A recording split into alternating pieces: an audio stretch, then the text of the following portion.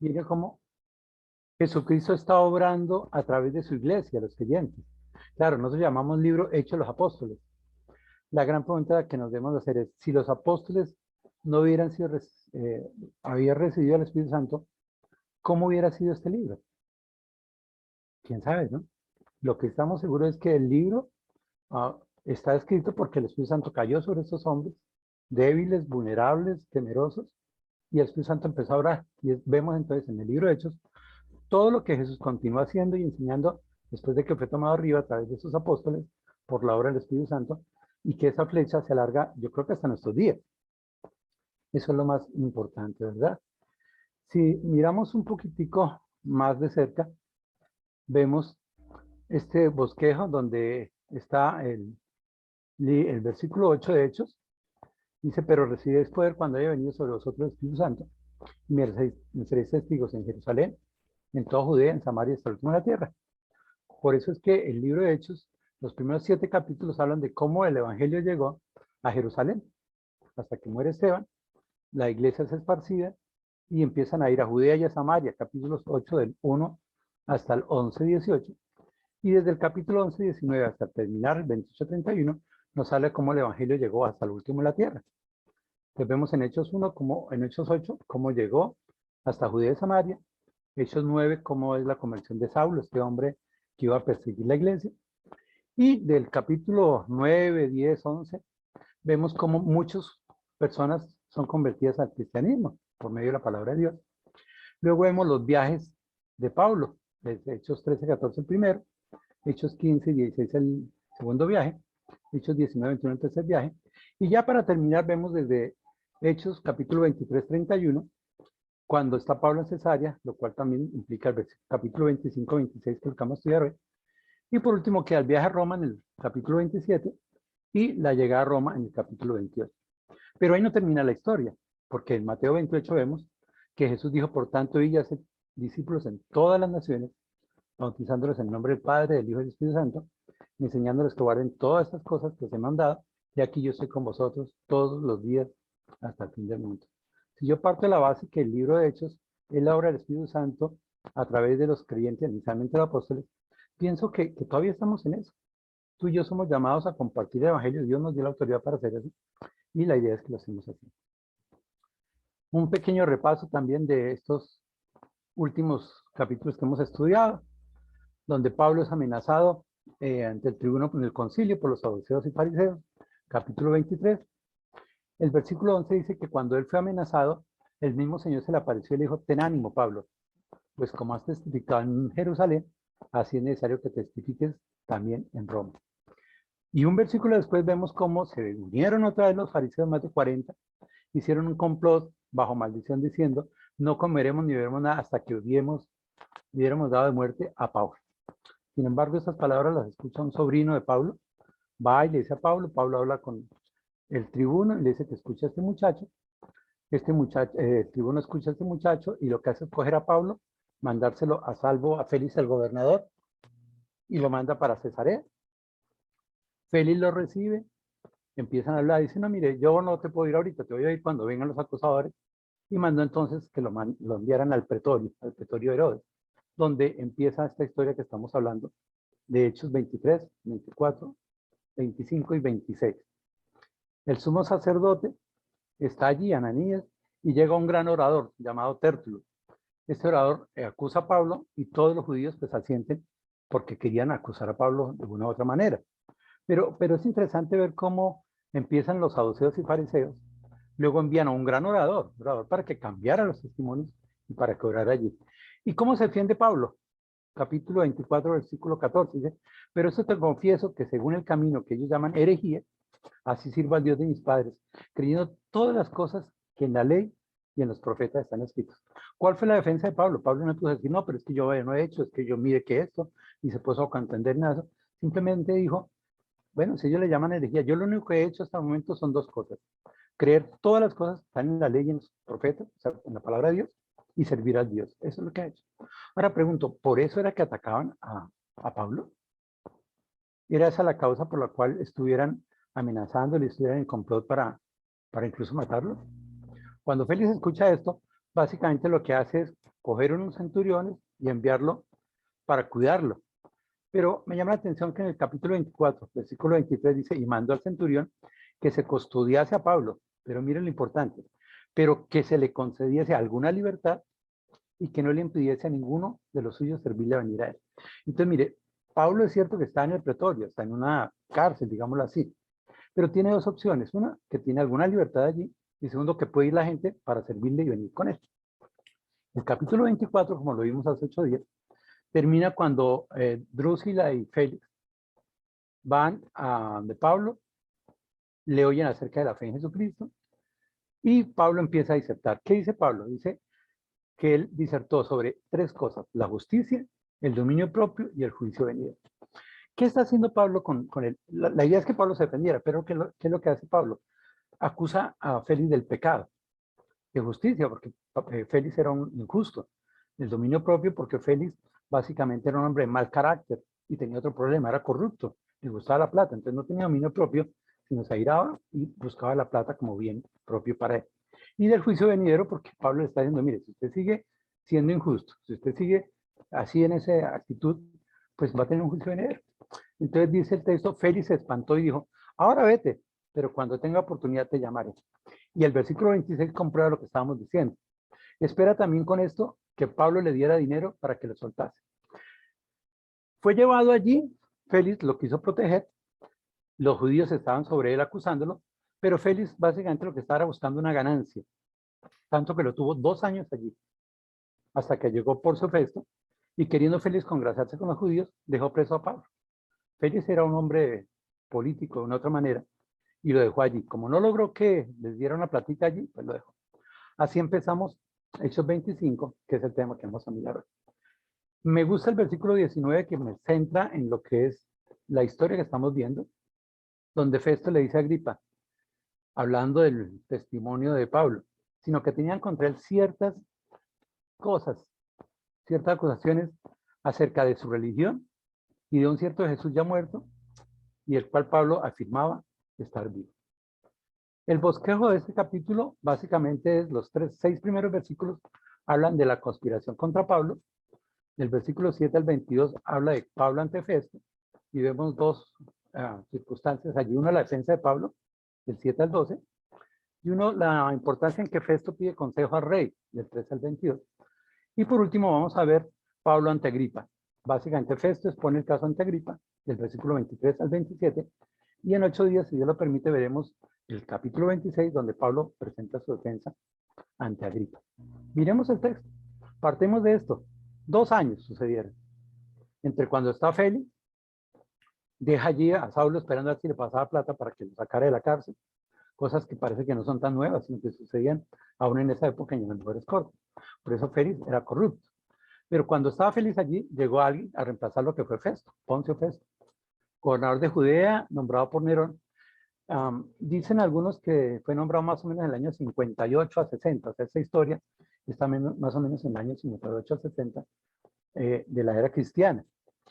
Y ese hombre, pues, es nombrado por Nerón, llega a ejercer la gobernación de Judea, y era un hombre como muy activo. Mire, dice el texto, que 3 días después, o sea, acabando de posesionar, tomó una decisión. Esa decisión fue ir de la capital, que era Cesarea, a una ciudad muy importante que era Jerusalén, que quedaba a 121 kilómetros. Ese hombre era activo, él quería gobernar justamente y quería hacer todas las cosas que fueran muy bien.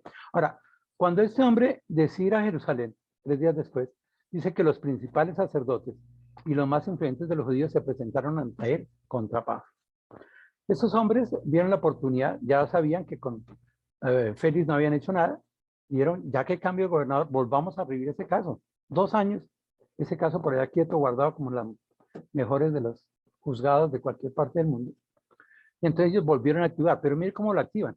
Dice que se presentaron ante él contra Pablo y le rogaron. Aquí ya hubo un ruego, le dijeron, no, míreme, es que esto no es de justicia, es que esto es que nosotros queremos que suceda algo, ¿verdad? Y entonces van al plan B, le dicen que lo envíen a Jerusalén. ¿Y para qué querían que lo enviaran a Jerusalén? Para hacer el plan B. ¿Cuál era el plan B? Matarlo. Si el plan A se había frustrado porque no habían hecho nada, porque no lo podían juzgar, Y no lo podían juzgar básicamente por dos cosas. Primero, porque no lo habían atacado en nada justo. Todo lo que había sido inventado, tanto que Tértulo va como gran orador a decir, pero nadie había encontrado nada en contra de Pablo. Y lo segundo, que Pablo era ciudadano romano. Entonces, lo más lógico es que llegara ante el emperador para que él lo juzgara. Entonces, parece que Félix no era corrupto. Félix quiso escuchar a Pablo, escuchó muy bien a esos hombres, y esos hombres le dicen, no se sabe si Félix pudo interpretar que querían era matarlo y que querían hacer una celada en el camino como ellos lo habían expresado, y por eso prefirió no hacerlo de esa manera. Entonces, en el versículo 4, bueno, pregunto yo, ¿cómo estaba Pablo allí en el pretorio? ¿Estaría preso o estaría protegido? Claro, el texto no dice que preso, pero si uno va mirando bien, si uno se va deteniendo, se da cuenta que el mejor lugar donde podía estar Pablo era en el pretorio. Ese era el mejor lugar donde podía estar. ¿Por qué? Porque estaba lleno de guardas que podían cuidarlo. Todos los judíos, los celotes, los fariseos, los saduceos, los principales, los sacerdotes, querían matarlo. Estaban estando para matarlo. Tanto que 40 se habían reunido y habían dicho, ni comeremos ni beberemos hasta que no muera. Entonces la gran pregunta que hace uno, ¿será que Pablo estaba preso porque Dios se había olvidado de él? Porque podría pensar uno eso, ¿verdad? Yo a veces me sitúo en la mente de Pablo a pensar y decir uno tanto que ha hecho, mire yo tanto que me he esforzado y mire cómo me va a mí. Tal vez a ti también te ha pasado, como me ha pasado a mí, que a veces no nos damos cuenta y decimos yo porque me enfermé o porque me pasó esto, y nos damos cuenta que Dios nos está cuidando. Yo creo que Pablo tenía una vida muy agitada, un viaje, otro viaje, cargas por aquí, por acá, cargas por allá. Dios le dio 2 años de descanso. Ahí estuvo descansando. Claro, alguien diría, pero estaba preso. Sí, pero ese preso estaba protegido. Dios estaba guardándolo allí. Dios no se había olvidado de él por ninguna cosa. Lo estaba guardando y lo estaba protegiendo, ¿verdad? Si miramos el versículo 4 empieza con una palabra que espero. Y eso es el contraste. ¿El contraste entre qué? Entre esos hombres principales de los sacerdotes y de los judíos que querían conspirar contra Pablo, querían matarlo, y que van a donde Festo y le dicen, mándelo para allá para nosotros poderlo matar. Y ese pero implica que Festo hizo algo diferente, dijo, yo no puedo hacer eso, porque él está custodiado en Cesarea. Es decir, el hecho de que él estuviera allá en el pretorio en Cesarea, lo estaba cuidando a él. Por eso digo, aunque aparentemente para nosotros está preso, y para todos estaba preso, era protegido. Si Pablo no hubiera estado allí, estos hombres ya lo hubieran matado de otra manera, ¿verdad? Entonces Festo le respondió, mire, Pablo está custodiado en Cesarea. Pero espera un momentico, hagamos una cosa. Pues yo también voy para allá. Ya vine acá, pues ahora me voy para Cesarea, ¿verdad? Es más, yo parto ya en breve. Si este caso es urgente, yo quiero resolverlo. Festo era un hombre muy apropiado, pienso yo, era un hombre honesto, según lo que se ve en la historia. Era un hombre de acciones, no pensaba, mire, se posesionó, a los 3 días ya hizo esto. Acá dice, pues yo me voy otra vez. Entonces los confrontó y les dice, mire, yo voy a ir a Cesarea, ¿verdad? Ahora, los que puedan, vengan conmigo y acúsenlo. Y si hay algo contra él, pues yo tomo acción. Me parece que él estaba haciendo lo correcto. ¿Qué era lo correcto? Pues, y ya escucharlo, porque en esa época no se podía juzgar a alguien si no se hablaba con él, si no se escuchaba a él. Y Pablo tenía el derecho a defenderse. Pero no se podía defender de algo que no era acusado. O sea, tenía que haber un orden. Alguien que lo acusara y él se defendía sobre lo que lo acusaba y en este caso Festo podía dar una definición. Si esto vale la pena llevarlo a la muerte o si no vale la muerte. Entonces, él les hace la invitación, les dice, desciendan conmigo y si hay algún crimen en este hombre, acúsenlo, ¿verdad? Se estuvo allí 8 días esperando que lo acusaran. Parece ser que no lo acusaron, ¿verdad? Dice el texto que estuvo 8 a 10 días con ellos. Y entonces, ¿cómo no? Entonces se fue para Cesarea, venía a Cesarea y mire lo activo que era.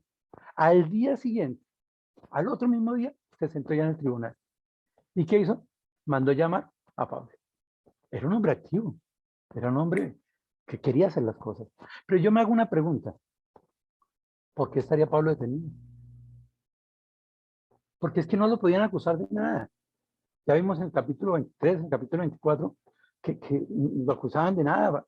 Félix mismo no encontró nada en este hombre. Y entonces me ocurren algunas cosas cuando yo reviso. Y me pregunto, ¿por qué estaban atacando a Pablo? ¿Cuál era la causa del ataque a Pablo? ¿Estaban atacando a la persona? Porque cuando uno mira la vida de Pablo se da cuenta de muchas cosas. Por ejemplo, en Gálatas 1:14 dice que en el judaísmo aventajaba a muchos de los contemporáneos en la nación, siendo mucho más celoso de las tradiciones de mi padre.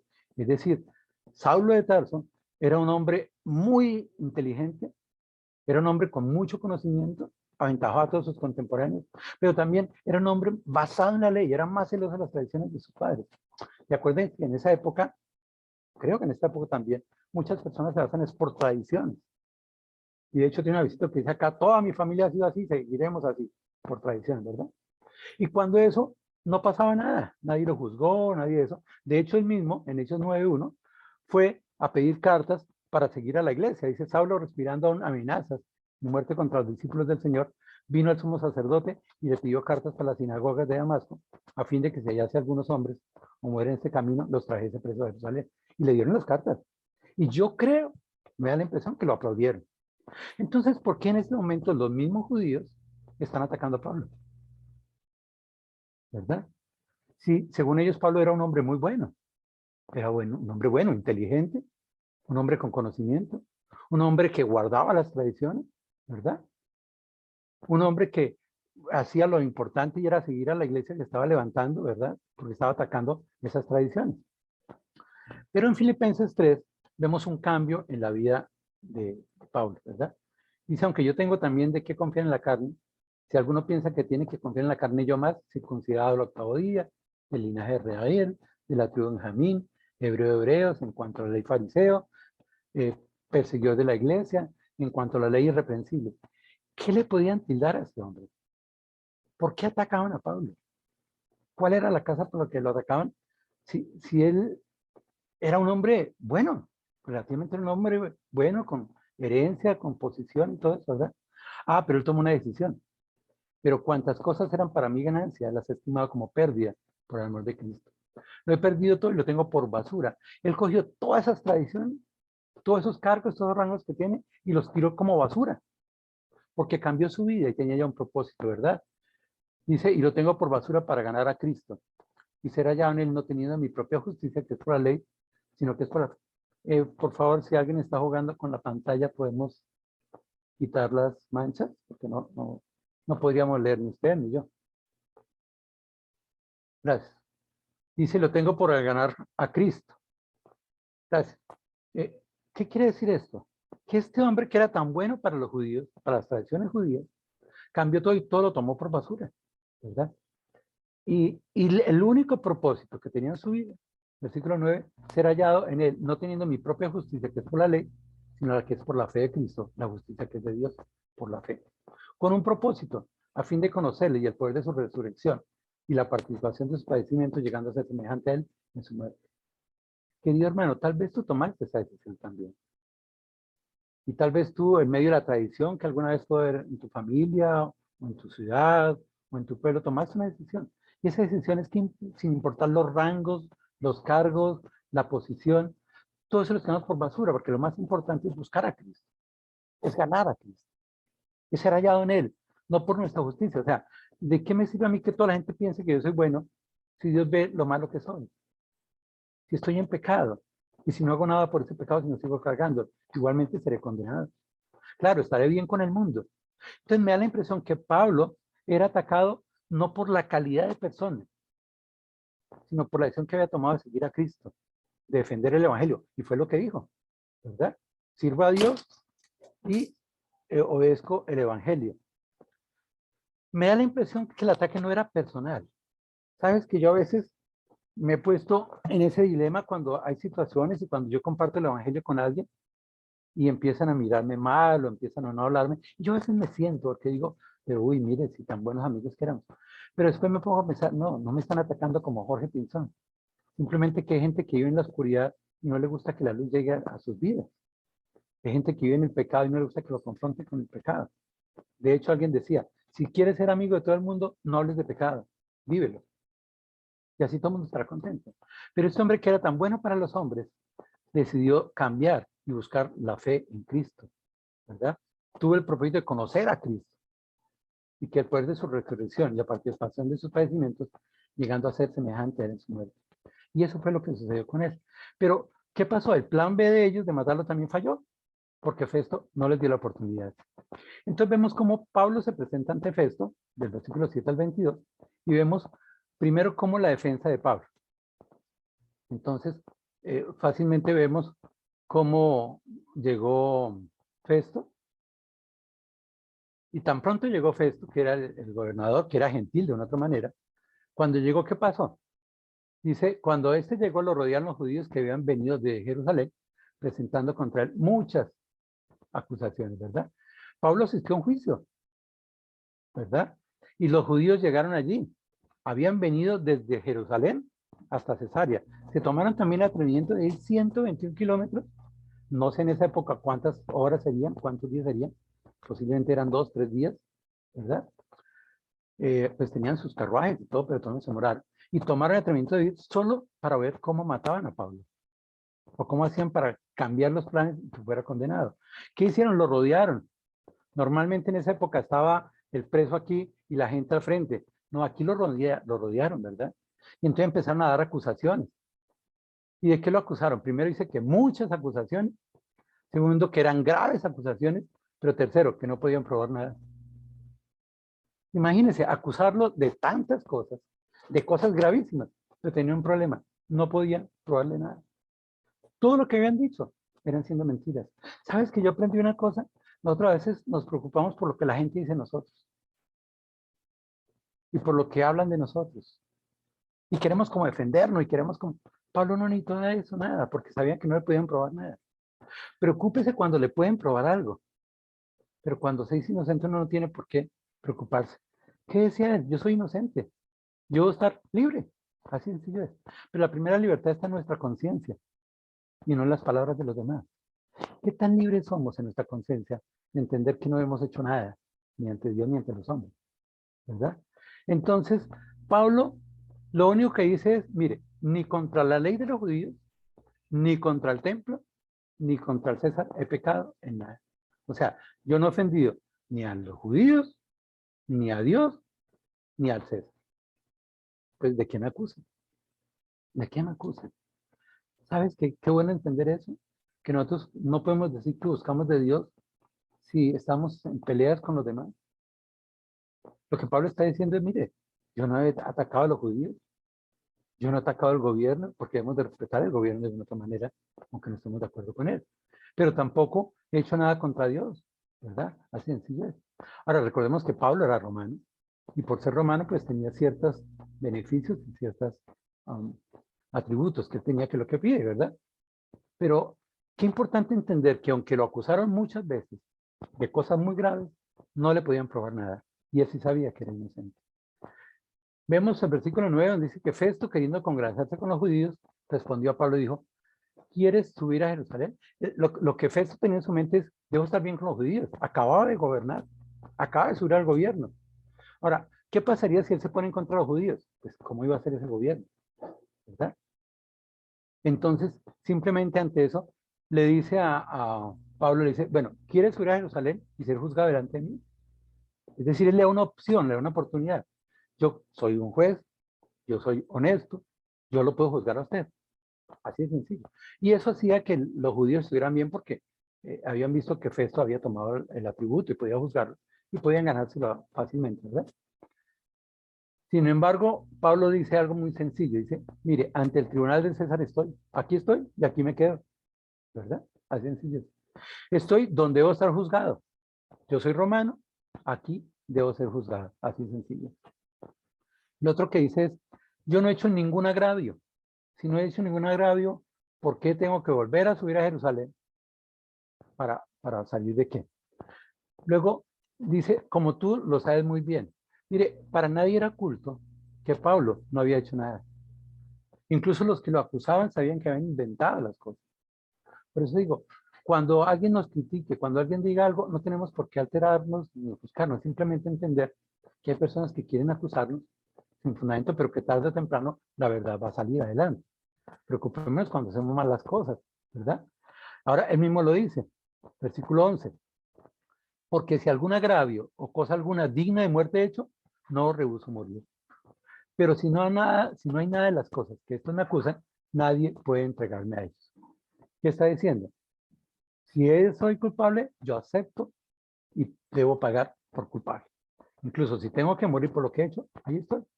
Pero un momentico, si soy inocente, déjenme libre.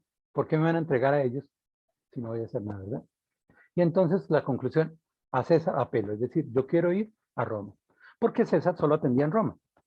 César veía los casos básicamente de los ciudadanos romanos. Entonces, ¿qué hace Festo?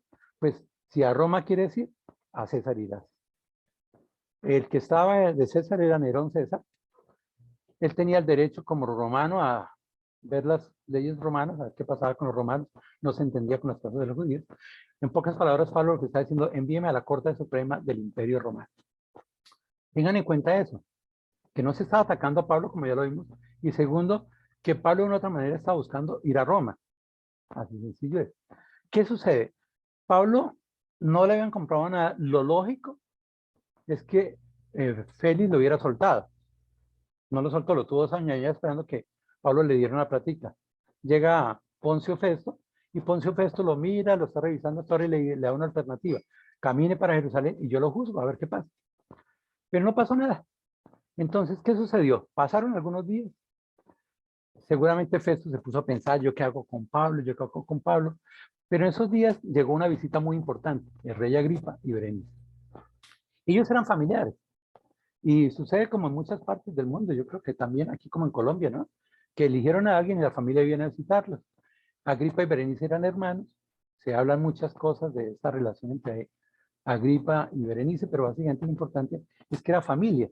Parece que la esposa de Festo también era familiar de Berenice. Entonces dice que ellos vinieron necesaria de visita para saludar a Festo. Y se estuvieron allí algunos días. Era la visita. Se estuvieron allí algunos días. Y en esos días sucede algo importante. Agripa sí había convivido con los judíos. Agripa pudo haber sido rey desde los 17 años, pero cuando murió su papi, tenía muy pocos años y entonces el que heredó fue el tío y luego sí heredó Agripa. Pero él conocía las costumbres judías, había sido criado bajo esos términos, ¿verdad? Entonces, ¿qué hace Festo?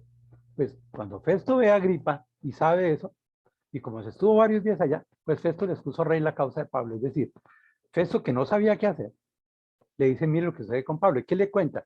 Sencillo, lo que había dicho, ¿verdad? Un hombre fue dejado por Félix 2 años allí preso, con respecto al cual cuando fui a Jerusalén se me presentaron los principales sacerdotes y los ancianos de los judíos pidiendo condenación contra él. Es decir, este hombre fue condenado por los principales judíos, no fue por el gobierno como tal, no fue que se hubiera escrito nada como romano, sino simplemente que unos hombres, allí entre los principales judíos, fueron y lo condenaron. Y dice acá de los judíos, pidiendo condenación contra él, 16. A esto respondí que no es costumbre a los romanos entregar a alguno a la muerte antes que el acusado tenga delante a sus acusadores y pueda defender su acusación. ¿Qué quería hacer Festo? ¿Un juicio normal? ¿Un juicio honesto? ¿Un juicio honrado? Donde él quería ver que los acusadores dijeran con pruebas las cosas y que Pablo pudiera defenderse o no defenderse. Por eso yo digo que me parece que este hombre Festo era el lado opuesto de Félix, que sí era un hombre corrupto. ¿Qué hizo Festo? Cogió a Agripa, a Berenice y les dio a conocer la situación de Pablo, ¿verdad? Pero con una ventaja, que Agripa conocía las leyes, conocía las costumbres judías. Parece ser que el propósito de Festo en esta visita fue como decir, bueno, voy a encontrar un poquito de luz para que él me oriente en qué debo hacer yo, porque algo hay que hacer. Así sencillo es, algo hay que hacer. Y yo cómo hago para atacarlo a él si no veo nada malo, pero también cómo hago algo para defenderlo a él si se me vienen los judíos. Yo tengo que hacer algo claro. Y él estaba pensando también, bueno, y si lo mando a César, ¿con qué pretexto lo mando? Entonces sigue la historia y sigue contándolo. Entonces dice que así que habiendo ellos venido acá, sin ninguna dilación, se fueron a Cesarea los principales. Al día siguiente, sentado en el tribunal, mandé a traer al hombre. Entonces hay una reunión de Pablo con sus acusadores. ¿Y qué sucede? Que estando presentes los acusadores, ningún cargo presentaron de los que yo sospechaba. Es decir, ya Festo se había dado cuenta cómo es la cosa. Un hombre que ha estado 2 años preso, que no se le ha levantado un juicio, que nunca se le ha hecho nada, es porque no habían pruebas para eso. Y él había sospechado eso. Y eso fue lo que se dio, ¿verdad? 18. Estando presentes los acusadores, ningún cargo presentaron de los que ellos sospechaban, ¿verdad? Sino que, ¿qué pasó? Versículo 19. Sino tenían contra él ciertas cuestiones. Mire, no era que podían condenarlo como tal. No había nada grave en este hombre, sino que tenían contra él ciertas cuestiones. Es decir, aparentemente había diferencia de opinión.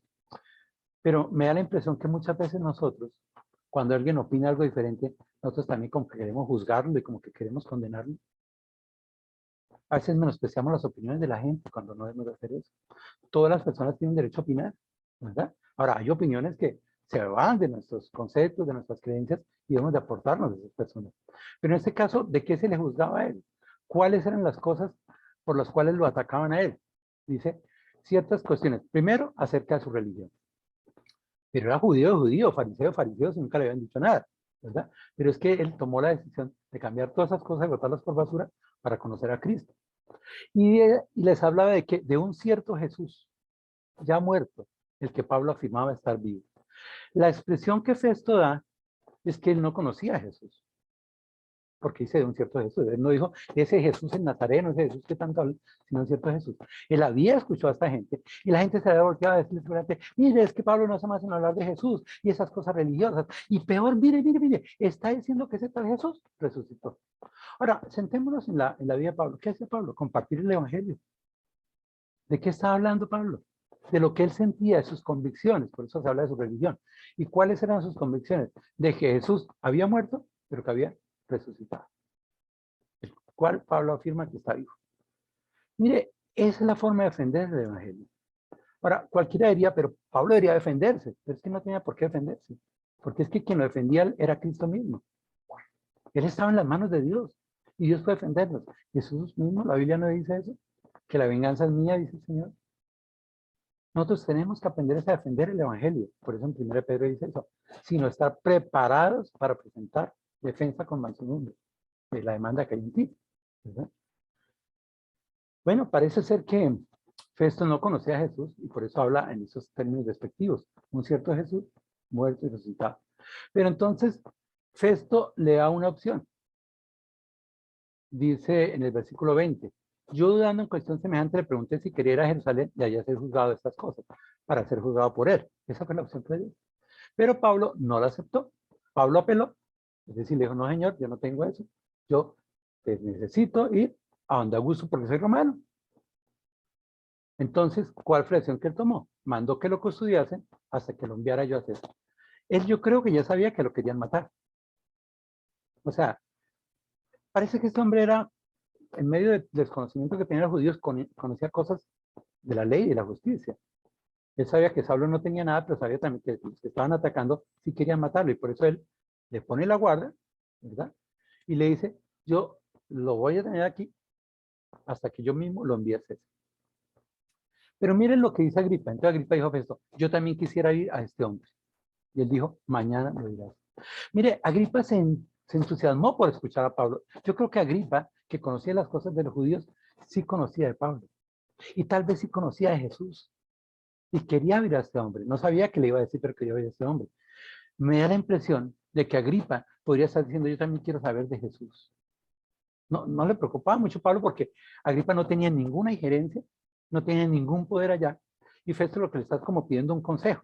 Festo pidió consejo al rey. ¿Por qué? Porque el rey sabía los Estados Unidos. Pero Agripa no podía hacer nada. Él era rey de una parte nomás, ¿verdad? Y la otra vez, la actividad de Festo, ¿no? Él no dijo, esperemos la otra semana, vámonos de fiesta y luego no. Mañana lo conocerás. Qué bueno, cuando uno tiene un liderazgo, cuando uno tiene algo de justicia, puede ser así, rápido, inmediato, preciso, puntual, justo. Lástima que nuestra justicia no fuera así. Pero peor, lástima que nosotros no seamos así. Se necesita ser dispuestos, se necesita tener disposición, se necesita tener la sabiduría de Dios para manejar muchas de nuestras cosas. Versículo 23 dice que al otro día vinieron Agripa y Berenice, pero mire cómo dice, con mucha pompa. Me llamaba la atención cuando leí esto y quería imaginarme en mi cabeza cómo llegaron ellos, con mucha pompa. ¿Qué quiere decir eso? Y me tocó buscar unos comentarios. Decían que fueron muy bien arreglados y con mucha calidad. ¿Sabes por qué? Porque se presentaron a un evento muy importante. Ellos fueron a una audiencia, no fueron a un juicio. Estaban en un magno lugar, un lugar de alcurnia, ¿verdad? ¿Y quiénes estaban allá? Entrando en la audiencia con los tribunos y con los principales hombres de la ciudad. ¿Quiénes estaban allá? Los principales hombres, ¿verdad? Los tribunos, el rey, el gobernador, estaban allí. Este fue un evento importantísimo. La gran pregunta es, ¿quién era el importante? ¿Quién era el importante? Porque Agripa y Berenice fueron con mucha pompa y seguramente todos los principales que iban allá, los tribunos también iban así. Y obviamente estaba Pablo allí, ¿verdad? Pero Pablo estaba como persona, dice, por mandato de Festo fue traído Pablo, versículo 24. Entonces Festo dijo, Rey Agripa y todos los que estáis aquí juntos con nosotros, aquí tenéis a este hombre. No dijo ni a este preso, ni a este condenado, ni nada de eso. Fue una presentación adecuada, pienso yo. Aquí está Agripa, aquí está Pablo, una audiencia muy importante, se lo lleva ante el rey, lo lleva ante el grupo de varones que estaban allí, se lo presenta a ellos y se lo presenta de una forma adecuada. Aquí tenéis a este hombre. Pero también les habla de que había una demanda mortal contra él, respecto al cual toda la multitud de los judíos me han demandado a Jerusalén aquí, dando voces de que no vivir más.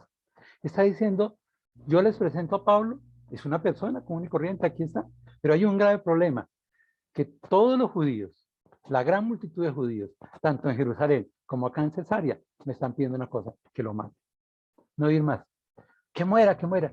Y me hace pensar cuando mataron a Jesús, ¿no fue un complot también de esa manera? Donde prefirieron liberar a Barrabás y condenar al Cristo. Y le dijeron que muera, que muera, que muera. ¿Sabes qué? Eso puede suceder en el mundo con nosotros también. No solo sucedió con Jesús, no solo sucedió con Pablo, sino podría pensar que hay personas que quieren hasta lo mal para nosotros. Pero ¿qué es lo importante de esta historia? Lo importante de esta historia es que Pablo siempre ha estado cuidado por Dios. Dios era su protector, igual que Dios quiere protegerte a ti y a mí. Y por eso no hay que sentir temor.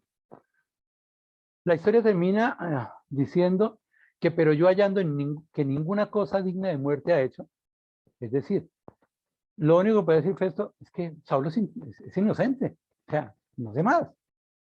Yo hallando que ninguna cosa digna de muerte ha hecho, y como él mismo apeló a Augusto, es decir, junto a Pablo yo tomo una decisión, enviarlo donde César Augusto Nero. Eso es lo que puedo hacer. Pero tengo un problema.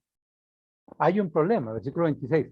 Como no tengo cosa cierta que escribir a mi Señor, le he traído ante vosotros y mayormente ante tío Rey Agripa, para que después de examinarle tenga yo que escribir.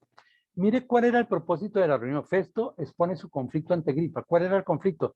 Que así como a él le enviaron una carta, como Félix le enviaron una carta, él tenía que enviar una carta a César donde decía, le envío a este hombre que es un ladrón, que es esto, que es eso, pero no tenía nada que escribirle. Y como él no conocía las leyes judías, entonces llamó a Agripa, estando Agripa ahí, aprovechó y le dijo, ayúdeme usted, versículo 27, porque me parece fuera de razón enviar un preso y no informar de los cargos que hay en su contra. Eso me hace pensar en la profesión médica. A veces llegan pacientes y le dicen a uno, doctor, es que yo quiero que me envíe a donde el ortopedista. Sí, señor, ¿por qué no? No, mano, es que yo quiero ir al ortopedista. Yo nunca he pasado a un ortopedista y a mí a veces como que me duele esta mano y yo quiero que me vea un ortopedista. Y a la gente le parece fácil, pero uno no puede decir, yo quiero que vean este por esto. Hay que tener un diagnóstico. Paciente con artrosis, valorar esto. Eso le pasó a Festo. No sabía qué decir. Él no había visto nada de ese hombre. ¿Cómo se le va a mandar a César, que era el hombre de superioridad, de autoridad alta, y sin decirle nada de eso, ¿verdad? Ahora, yo sigo con las preguntas. Y entonces, ¿por qué estaba Pablo ahí? Pablo era inocente. Nadie le podía tildar nada. Ni los acusadores pueden decir nada. Enviaron a un gran orador para que lo acusara y no pudieron decir nada. Vuelvo y pregunto. Si él era inocente, ¿por qué estaba ahí? ¿Y cuánto tiempo? Posiblemente 3 años. 3 años. Ahora, yo personalmente, leyendo algunos textos, puedo asumir cosas muy importantes. Por ejemplo, Romanos 1:8. Dice, primeramente doy gracias a mi Dios, mediante Jesucristo, con respecto a todos vosotros, de que vuestra fe se divulga en todo el mundo. Porque testigo me es Dios, a quien sirvo en mi espíritu, en el evangelio de su Hijo, de que sin cesar haga mención de vosotros siempre en mis oraciones. Y esas son palabras de Pablo, escritas a los romanos. Y se las escribió en el año 56, 57 más o menos. Aquí estamos más o menos en el año 61. Y le dice el versículo 10, rogando que de alguna manera, mire cómo lo dice, rogando que de alguna manera tenga al fin, por la voluntad de Dios, un próspero viaje para ir a vosotros. ¿Qué había en el corazón de Pablo? Ir a Roma. ¿Y por qué? Versículo 11, porque deseo veros para comunicarnos algún don espiritual, a fin de que seáis confirmados. Y esto es para ser mutuamente confortados por la fe, que nos es común a vosotros y a mí. Mire, en el corazón de Pablo había un anhelo por ir a Roma. Querer ir a Roma para estar con los hermanos, para disfrutar de los hermanos. Tal vez eso es como después de la pandemia, tal vez como la conferencia que se va a hacer en Semana Santa. Hay muchos hermanos que quieren venir a vernos, que quieren reunirse para hablar, para experimentar algún don espiritual, para apoyarnos, para animarnos. Porque ha sido duro. Él llevaba 3 años, había confirmado. Claro, tenía libertad. Claro, muchos le servían allí, iban allá. Pero había algo en el corazón que estaba desde antes, de cuando escribió Romanos, ¿verdad? Romanos 15:22. Dice, por esta causa me he visto impedido muchas veces de ir a vosotros. Claro, Pablo no solo quería y deseaba, sino que había intentado ir a Roma, pero no había podido ir a Roma, ¿verdad? Versículo 23, pero ahora no teniendo más campo en estas regiones, y deseando desde hace muchos años ir a vosotros, cuando vaya a España iré a vosotros, porque es que espero veros al pasar y ser encaminado allá por vosotros una vez que haya gozado con vosotros. ¿Qué está diciendo? Yo quiero ir a disfrutar, a gozarme con ustedes. Recordemos que la palabra gozo es satisfacción y disfrute en mi relación con Dios. Qué lindo cuando la iglesia puede reunirse a disfrutar del gozo que solo nos da Dios. Saber que nos reunimos como hermanos, como seres humanos, ¿verdad? Tal vez como familiares. Pero que lo más lindo es que es Dios quien hace posible esto. Y que podamos gozarnos de las grandes cosas que Dios ha hecho. Más en un tiempo como este, después de pandemia, cuando tanta gente ha fallecido, cuando tanta gente ha sufrido. Pero nosotros estamos aquí, hermanos. Estamos aquí. Y qué lindo que haya algo en nuestro corazón por el anhelo de ver a otros hermanos, o por el anhelo de compartir el evangelio, o por el anhelo de evangelizar a otras personas. Hechos 9:15 dice, el Señor le dijo, ve, porque instrumento escogido me es este para llevar mi nombre en presencia de los gentiles y reyes de los hijos de Israel. Cuando Saulo se convierte, Dios obra allí, ¿verdad? Jesús le aparece y Dios obra, y ya le da un propósito. Ahí lo dice 9:15. Instrumento escogido me es este. Pablo era un instrumento escogido. ¿Para qué? Para llevar mi nombre en presencia de los gentiles y de los reyes y de los hijos de Israel. ¿Y qué está pasando en la historia? ¿No es eso? Ya está hablando con un rey. O sea, ¿qué es lo que estaba haciendo? Él no estaba allí porque la gente tuviera más poder que él. No estaba porque los enemigos hubieran usado su poder para llevarlo allí. Estaban porque Dios lo había permitido. Y yo personalmente pienso que aunque estaba preso, estaba protegido por Dios para cuidarlo de los que estaban allá. Pero ¿qué hizo esos 2 años? Anunció el evangelio allá en el pretorio. A los soldados, a los guardas, a la gente que estaba allá que iba a visitarlo. Este hombre que tenía un corazón evangelista, yo creo que en ningún momento dudó de saber que estaba allí. Hechos 19:20. Dice, así crecía y prevalecía poderosamente la palabra del Señor. Para hacer estas cosas, Pablo se propuso en espíritu ir a Jerusalén y después recorrer Macedonia y Acaya diciendo, después que haya estado allí, será necesario ir a Roma. Miren lo importante. ¿Qué había en el corazón de Pablo? El anhelo de ir a Roma. El anhelo de estar con su hermana allá. Yo te hago una pregunta, querido hermano. ¿Qué hay en tu corazón? Porque Dios sabe qué hay en nuestros corazones. Y Dios quiere obrar en medio de lo que hay en nuestros corazones. Y usa cualquier cosa, porque este es un Dios que obra maravillosamente, que tú y yo no nos damos cuenta. Y que nosotras veces pensamos, pero ¿por qué a mí? ¿Por qué a mí? ¿Por qué a mí? Cuando a mí me dio el COVID, eso es lo que me decían, pero Jorge, usted no que sabe tanto de productos naturales, usted no que se cuida, usted que no. Y pues el Señor me quiso dar 7 días de descanso, ¿yo qué puedo hacer? El Señor me quiso mostrar mi vulnerabilidad, ¿yo qué podía hacer? El Señor me quiso mostrar el afecto de Dios a través de tantas y tantas personas que me llamaban, que me consolaban, que estaban con mi familia, que apoyaron a mi familia. Dios obra de una manera que a veces nosotros no entendemos. Y a veces lo que hacemos es quejarnos, ¿verdad? Yo no veo a Pablo quejándose en ningún momento, al contrario, estoy diciendo, en mi corazón está ir a Roma. ¿Y qué está pasando? Que va a ir a Roma. Hechos 23:11. A la noche siguiente le presentó el Señor y le dijo, ten ánimo, Pablo, pues como has testificado a mí en Jerusalén, así es necesario que testifiques también en Roma. Dios ya le había advertido. ¿Sabes que Dios habla en nuestros corazones también? ¿Para qué? Para que tengamos ánimo y nos demos cuenta que en medio de las situaciones que estamos pasando, Él está con nosotros y Él tiene propósito en nuestras vidas. A veces pensamos que nuestra enfermedad, que nuestras pruebas, que nuestras dificultades, es porque Dios se olvida de nosotros. ¿Sabes, querido hermano? Quiero que cambies el concepto. y que podamos entender tú y yo también, porque yo necesito entender esto también, que en medio de nuestras situaciones y nuestras circunstancias, como compartía el domingo en la iglesia de la 17, hay tantas tormentas que se nos meten a nosotros, que nos rodean, pero el Señor quiere que tengamos puesta la fe en Él, no en nosotros, y que entendamos quién es Él, no quiénes somos nosotros. El capítulo 6, 26 dice, entonces Agripa dijo a Pablo, se te permite hablar por ti mismo. Pablo entonces, extendiendo la mano, comenzó a hacer su defensa. Y veremos en el capítulo 26, en 8 días, cómo Pablo está ante Agripa. Pero ese versículo 28, 26, 28, donde dice, por poco me persuades a ser cristiano. Mire, ¿cuál fue la defensa que hizo Pablo? Y no se defendió como persona, porque no fue atacado por personas. Fue atacado por conocer el Evangelio, por hablar del Evangelio. ¿Y cómo se defiende? De la misma manera, tanto que llega a Agripa y le muestra el Evangelio. Y Agripa dice, por poco me persuades a ser cristiano. Posteriormente, en el capítulo 27, viene el viaje a Roma, un viaje tortuoso, con tormentas, con dificultades, pero donde Pablo tiene la ocasión de ir a evangelizar partes donde ni siquiera había pensado y donde Dios lo usa. Y termina en el capítulo 28. El versículo 23 del capítulo 28 dice, y habiéndole señalado un día, vinieron a él muchos a la posada, los cuales les declaraba y les testificaba el reino de Dios, desde la mañana hasta la tarde, persuadiéndoles acerca de Jesús, tanto por la ley de Moisés como por los profetas. Mire el final de los días de Pablo. Él no murió después de ser juzgado, de ser condenado, de ser atacado. No, Dios le libró de eso. Y lo llevó a Roma, ¿a qué? A seguir compartiendo el Evangelio. De día y de noche compartía el Evangelio. ¿Qué hay en tu corazón? ¿Cuál es el anhelo que hay en tu corazón? Los últimos versículos de Hechos dice, y Pablo permaneció 2 años enteros en una casa alquilada y recibía a todos los que a él venían. ¿Y qué hacía? Los invitaba a tomar tinto, los invitaba a ver el partido de televisión, no. Predicando el reino de Dios y enseñando acerca del Señor Jesucristo abiertamente y sin impedimento. ¿Qué más libertad que la de Pablo para evangelizar? Quiero terminar otra vez con Mateo 28, 18. Dice, y Jesús se acercó y les habló diciendo, toda potestad me es dada en el cielo y en la tierra.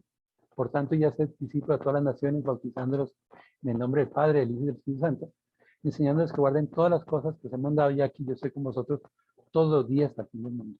Si Dios llamó a Pablo y le dio un propósito de ir hasta los reyes y anunciar el Evangelio de Dios, Dios ha llamado a la iglesia. Y si tú eres parte de la iglesia, este texto es para nosotros también, donde Jesús hace 5 cosas en este texto. Primero, da una autoridad, ¿verdad? Toda potestad nos da en los cielos y en la tierra. Y basada en esa autoridad, nos manda 4 acciones. La primera, acción, id y hacer discípulos. Dios quiere que actuemos, no que pensemos, no que planeemos, sino que vayamos y hacer discípulos, ¿verdad? Hay un alcance a todas las naciones. No nos conformemos solo aquí con los de la casa. Claro, tenemos que empezar por la casa, pero hay que alcanzar. Y si no podemos ir a otros, podemos compartir con la obra misionera para que otros vayan a esas partes. Podemos apoyar hermanos que están en otras partes, porque hay un alcance, todas las naciones. ¿Y cómo lo hacemos? Bautizándolos en nombre del Padre, del Hijo y del Espíritu Santo, enseñándoles que guarden todas las cosas que se han mandado. Eso es adoctrinamiento, ese es el discipulado, ¿verdad? Y por último, yo estoy con vosotros todos los días hasta el fin del mundo, hacer asociación con la iglesia y con Cristo, que es nuestra cabeza. Filipenses 1:12 dice, quiero que sepáis, hermanos. Miren las palabras de Pablo, después de todo lo que le pasa. Quiero que sepáis, hermanos, que las cosas que me han sucedido han redundado más bien para el progreso del Evangelio. De tal manera que mis prisiones se han hecho patentes en Cristo en todo el pretorio y a todos los demás. Pablo era consciente que Dios le había permitido pasar por cosas, pero no porque Dios fuera malo, no porque Dios se hubiera olvidado de él, sino porque Dios quería usarlo. Y tú y yo, en medio de nuestras circunstancias, en medio de nuestras aflicciones, estamos para llevar el Evangelio. Dios nos ha llevado a campos, a lugares, a sitios para compartir el Evangelio. Si yo me enfermo y voy a un hospital, ¿no será que Dios quiere usarme en ese hospital? Si yo tengo que ir a un banco a hacer algo, ¿no será que Dios me quiere llevar a ese banco en ese momento para eso? O si me quiere llevar a un comercio, ¿no será para que comparta el Evangelio con alguien? O si no tengo para el taxi, cojo un bus, ¿no será que Dios me quiere poner a alguien al lado de la silla para compartir el Evangelio? Dios cumple propósitos. Dios tiene propósitos para ti y para mí, y Dios los va a hacer. Amado Dios, Padre Santo, te alabamos, damos infinitas gracias por tu amor y por tu misericordia. Gracias, Señor, porque igual que la vida de Pablo, a veces nos sentimos como juzgados, como condenados y como solos, Señor. Bueno, estoy seguro que Pablo nunca se sintió así, pero yo sí me he sentido así, Señor. Pero gracias porque tú has prometido estar con nosotros todos los días hasta el fin del mundo. Gracias porque tú tienes propósitos para nosotros y cuando los propósitos son tuyos no hay nada que los impide, Señor. No es que estos que acusaban a Pablo tuvieran más poder que tú, no, al contrario, eran instrumentos tuyos para cumplir el propósito que tú le has dado. Pero también gracias, Señor, porque tú sabes que hay en nuestro corazón. Tú sabes qué son nuestros anhelos, nuestros deseos, Señor. Y cómo tú obras para que esos deseos se cumplan. Y más cuando esos deseos son de compartir el Evangelio en cada lugar, en cada nación, en cada rincón. Gracias, Señor, porque tú quieres que estemos orando como lo veíamos en capítulos pasados, orando por los amigos, por los vecinos, por los familiares, porque algún día tú nos pondrás en contacto para compartir el Evangelio. Claro, algunos dirán, por poco me persuade, pero tal vez muchos aceptarán el Evangelio. Por eso, Señor, danos el valor, la entereza y el amor para hacerlo. Bendice a cada uno de mis hermanos, bendice a sus familias, y que entendamos que cada una de las situaciones que pasan, tú estás allí, tú tienes propósitos en medio de eso. En Cristo Jesús. Amén.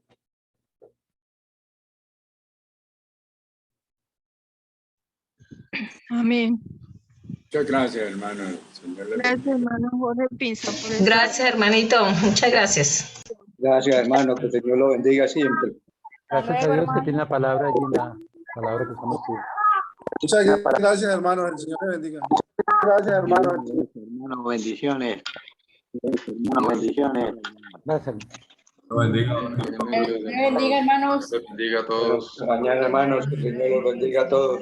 Jorge, chao, chao. Hasta mañana, hermanitos. Que Dios los Hasta bendiga. luego, feliz noche. Vamos. Miguelito, chao, María Andrés, chao a todos. Bendiga a todos. Hermano, Chao, hermanitos. ¿Cómo están? Chao, chao, hermanito. Chao, hermanitos, buenas noches. Gracias. Chao, Carolina. Chao, Miguelito. Chao, Saúlcito. Chao, hermano Pablito. Luquitas. Buenas noches. Chao, Luquitas. Buenas noches, hermanito Jairo. Hermanito Eduardo, Dios lo bendiga. amén, hermano. Que el Señor le bendiga Chao, hermano Eduardo. para todos. Buenas noches. Chao, chao. Y hasta la próxima. Amén. Buenas noches.